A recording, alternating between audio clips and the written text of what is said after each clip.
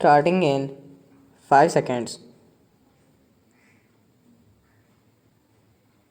Sir, I am very grateful to you for the opportunity you have given me to make a statement.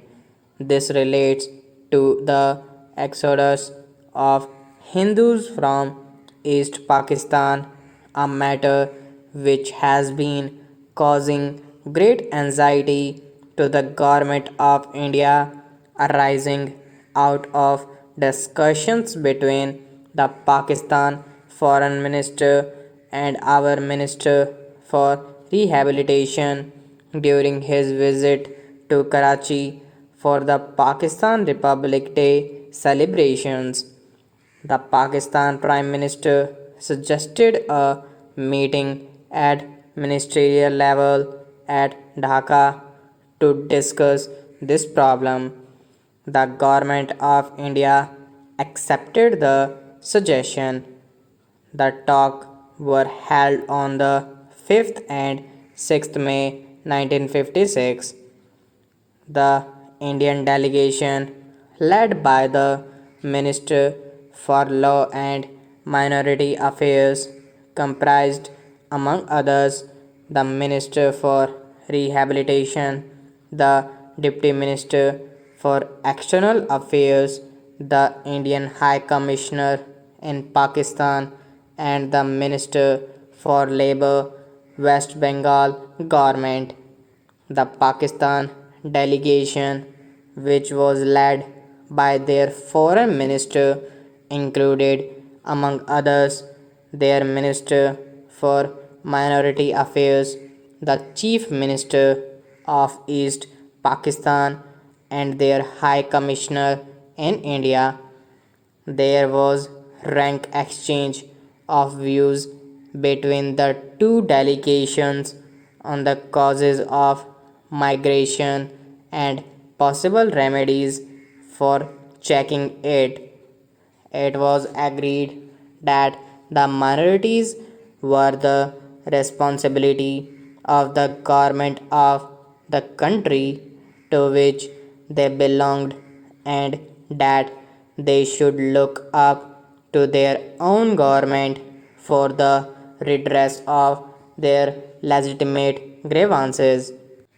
On their part, the government should ensure conditions in which the minorities are enabled to live in happiness and security as equal citizens with members of the majority community. The problem of the minority communities in East Pakistan was accordingly one to be solved by the East Pakistan government, but the government of India would be happy to extend all possible cooperation to the government of Pakistan in solving it.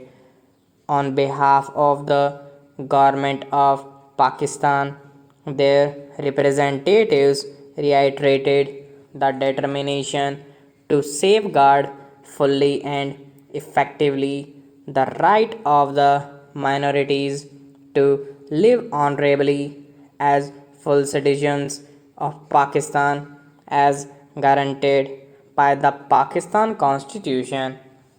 It was stated that the government of East Pakistan had already taken certain measures with a view to restoring confidence among the minorities. An advisory board consisting of MLAs of all non Muslim political parties had been appointed with the chief minister as president. This board would supervise the implementation of measures considered necessary to deal with factors encouraging migration. A Hindu officer of the civil services of Pakistan has been appointed as special officer for minority affairs. He has been given powers to take up grievances of the minorities with the East Pakistan authorities and all government departments. Measures had been taken to speed up recruitment of members of the minority communities in government service. As a matter of general rule, relaxation of age limit and educational qualifications has been ordered. The Special Officer for Minority Affairs has also been directed to examine all recruitment figures to ensure adequate representation of the minorities. The Revenue Department has been instructed to employ members of the minority communities to the extent of 23% of the vacancies in the Estates Acquisition Department.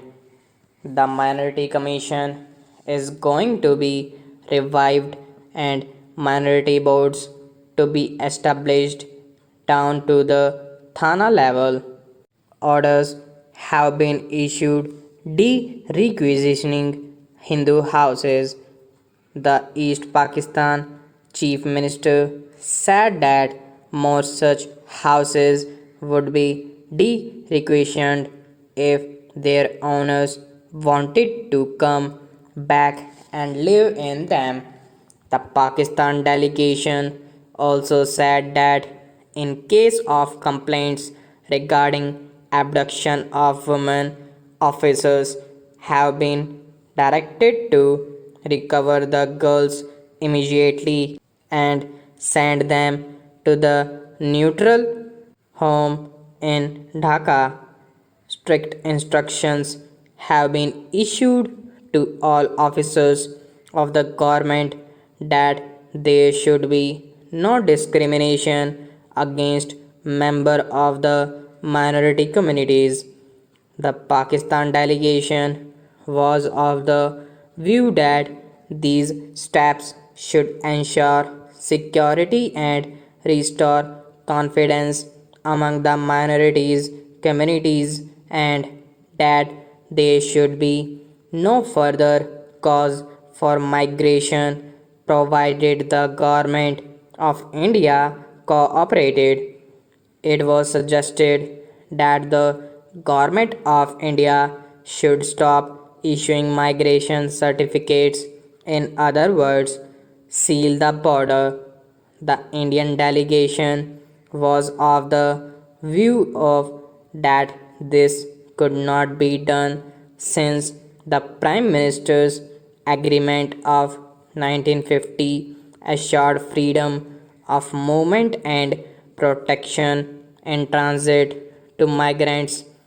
The Pakistan delegation also expressed the opinion that one of the causes encouraging migration was the comparative ease with which a migration certificate could be obtained. There was also the attraction of the rehabilitation benefits promised by India to migrants.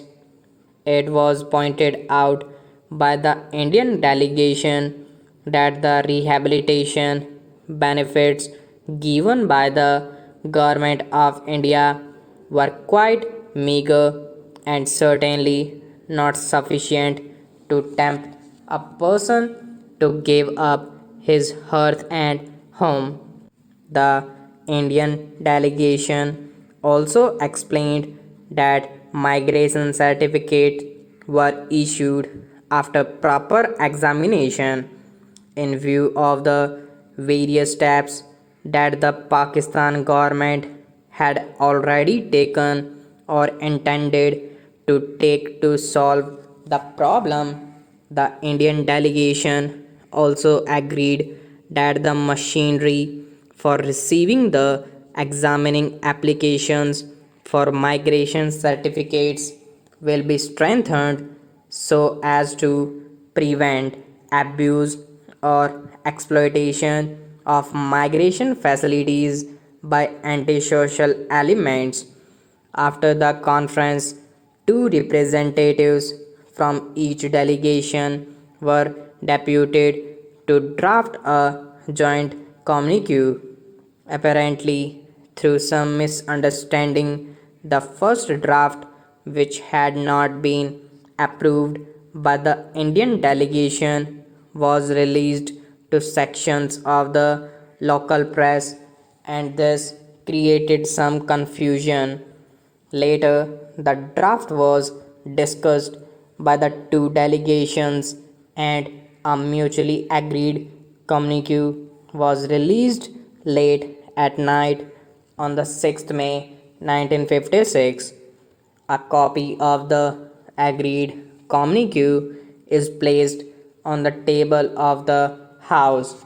The two-day Indo-Pakistan Conference to consider the question of minorities exodus from East Pakistan came to an end today in an atmosphere of cordiality after a full and frank exchange of views. It was also agreed that the minorities are the responsibility of the government of the country to which they belong. Stop.